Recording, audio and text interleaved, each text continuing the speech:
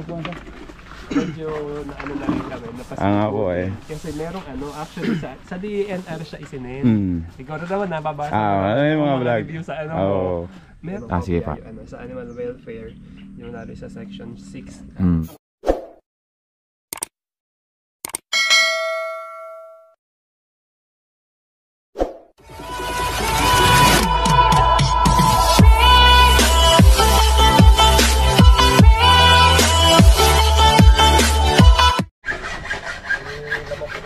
Mga kaagri, magandang umaga, tanghali, hapon, gabi. Kung kailan nyo man ito mapapanood mga kaagri, kakausapin tayo ng Carabao Center ngayon mga kaagri. Hindi ko lang alam kung ano yung sasabihin mga kaagri. Abangan natin sila, andyan sila. Ito mga kaagri, taga Philippine Carabao Center.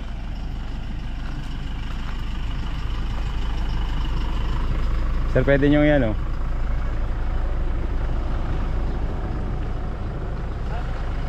Gilid nyo po dito.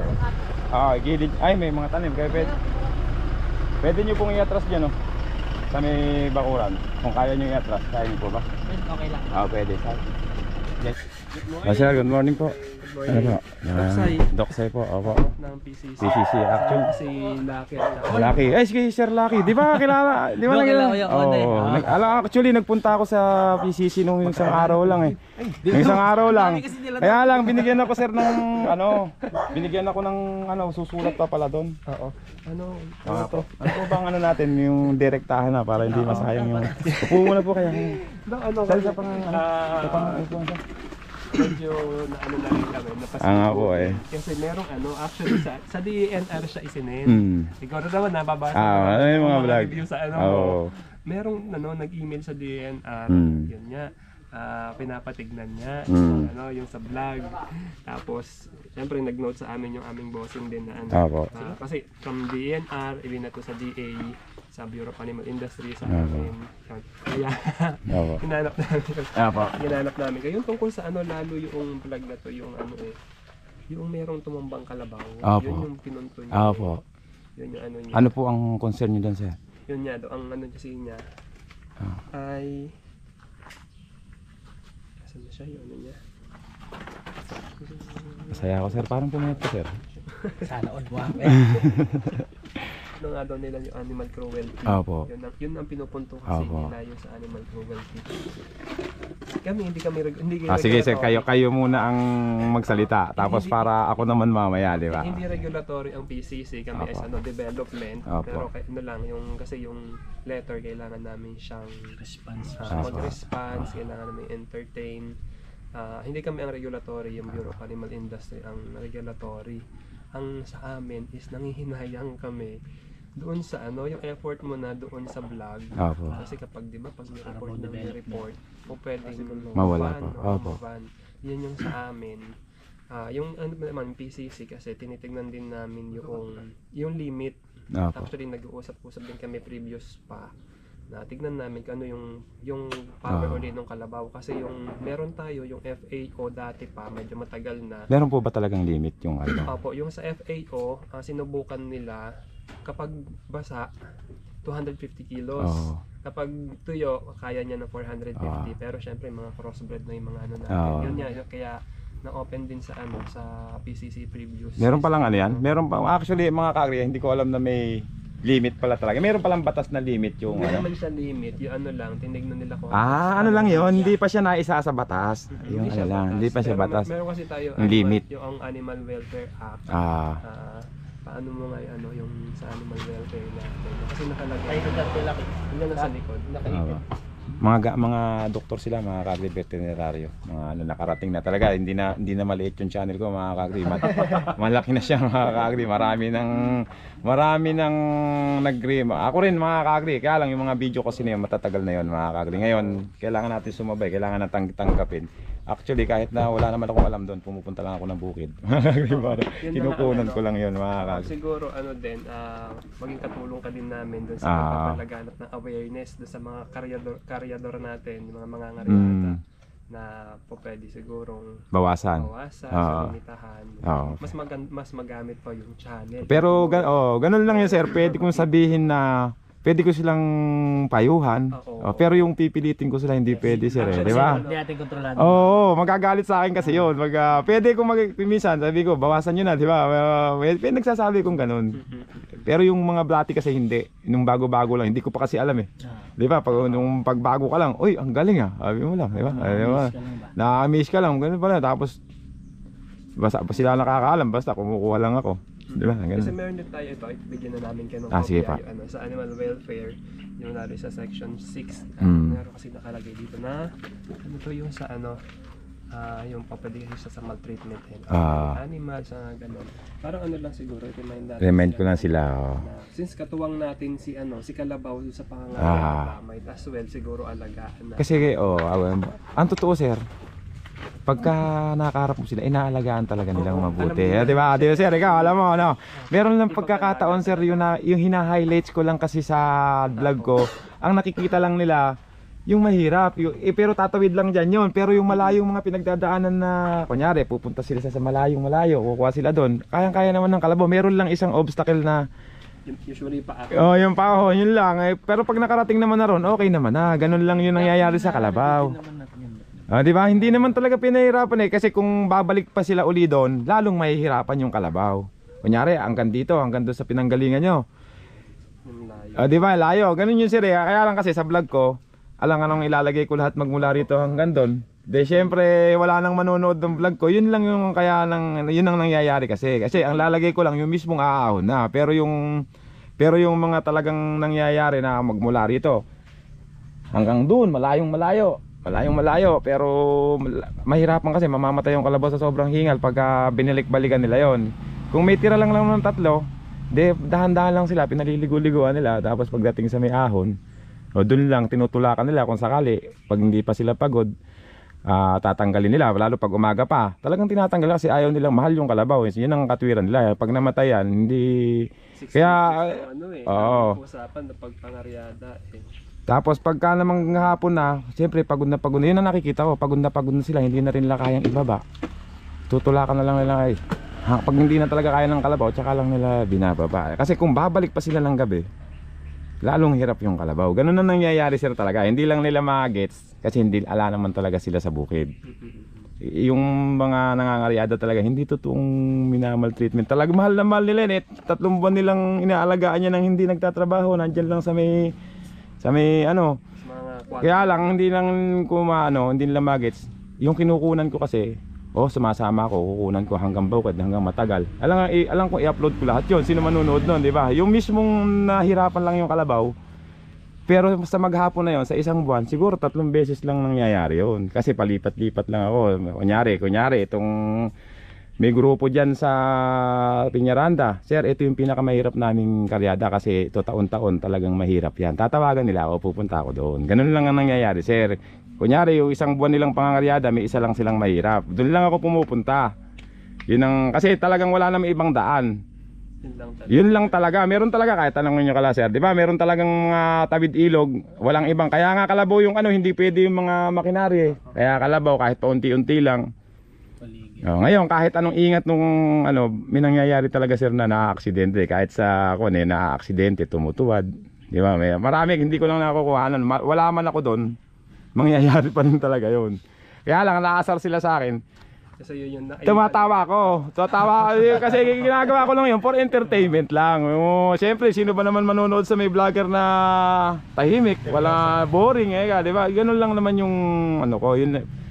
Siguro yun, pwede kong tanggalin yun sa akin yun kasi ako yun eh.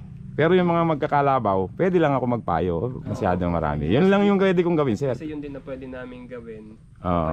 Pero yung pilitin ko sila, hindi ko yun sakop, sir. Hindi ko yung kontrol. Baka magalit pa sa akin yun, di ba? Pakialamero ka, sabi sa akin. Pero yung pagpapayo minsan na sinabi ko, di kaya pwede yun. Pwede ko ipangako sa inyo yun, sir. Di kaya pwedeng bawasan natin yan. Yung ganun lang po yung kaya kong gawin. Kami naman din kung baka nga makaging kasama ka din namin sa kasi pinaano rin namin, hinahanap din namin yung mga ngaryada.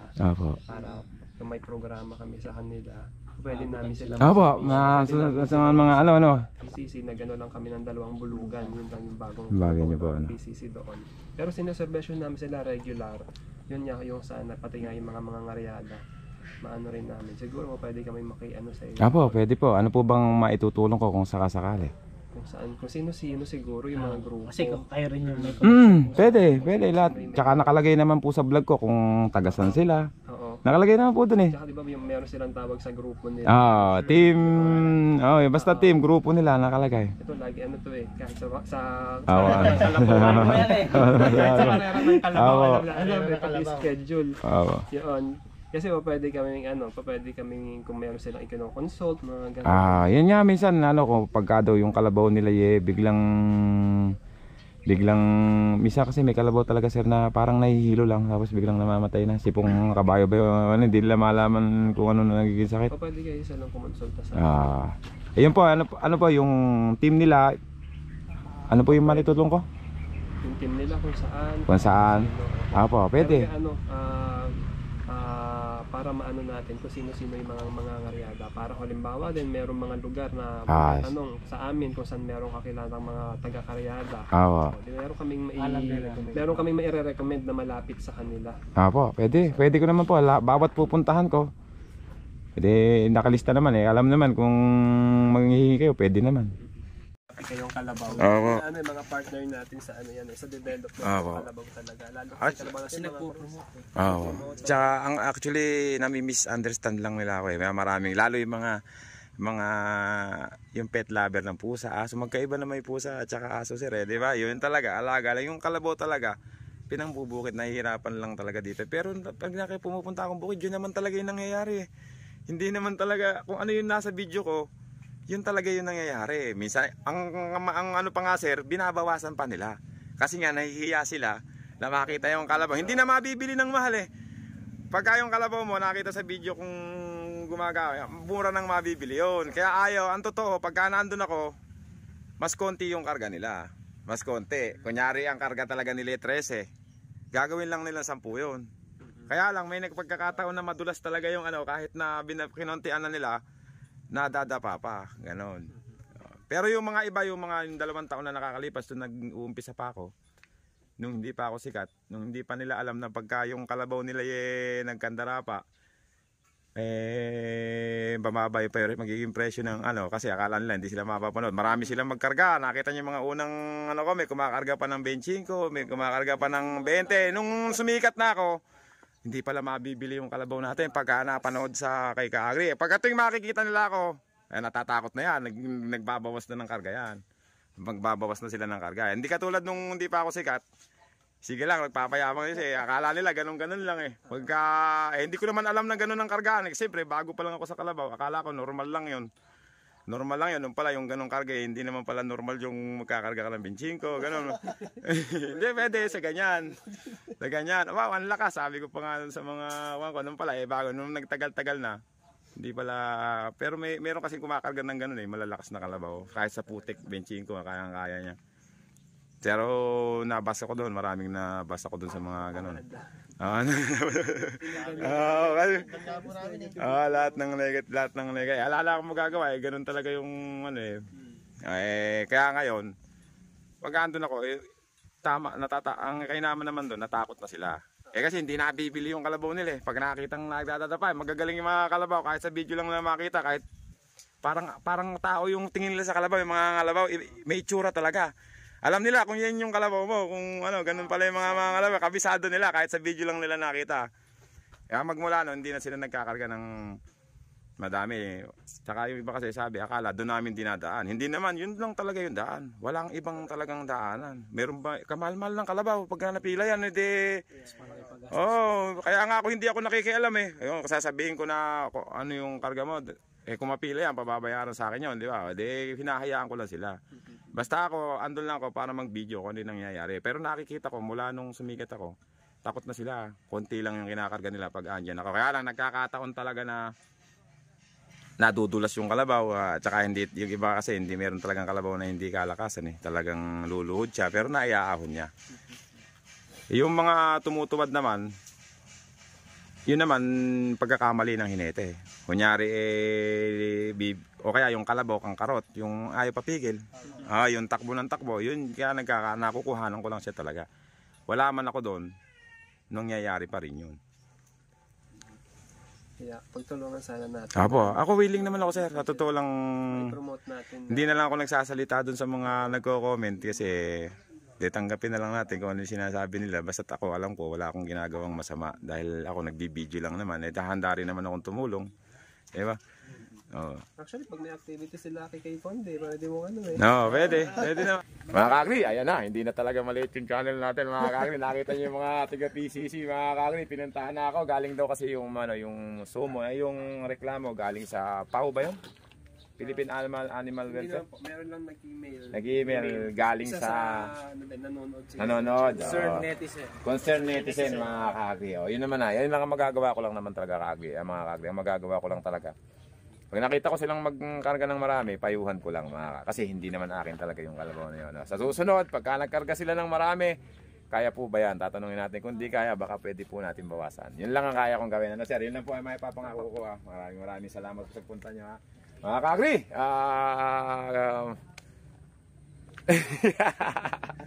nakabala ko pa tuloy sila. Pero masaya naman ako mga kakri. Kailangan natin sumabay sa panahon. Hindi na talaga maliit yung channel ko. Marami ng mga taga Maynila na nagagalit. Hindi sila sanay na nakakakita ng ganun mga kakri. Pero ang totoo, nagbibideo lang ako mga kakri. Yung tawa ko sa mga kalabaw na nahihirapan, medyo babawas-bawasan ko na yan mga kakri. Doon sila nakakasar para daw nahihirapan na yung kalabaw, tumatawa pa ako. Hindi, ginagawa ko lang yan for entertainment mga kakri. Sino ba naman ang gustong manood sa vlogger na hindi nagsasalita? Boring panoorin mga kakri. Pero sabi ko nga, babawas-bawasan ko na. Thank you sir, hanggang ako po yung humihingi ng pasensya at kayo naabala ng mga Ayos lang po. hanggang dito na lang yung vlog ko mga kakri. Maraming salamat. Thank you very much mga kakri.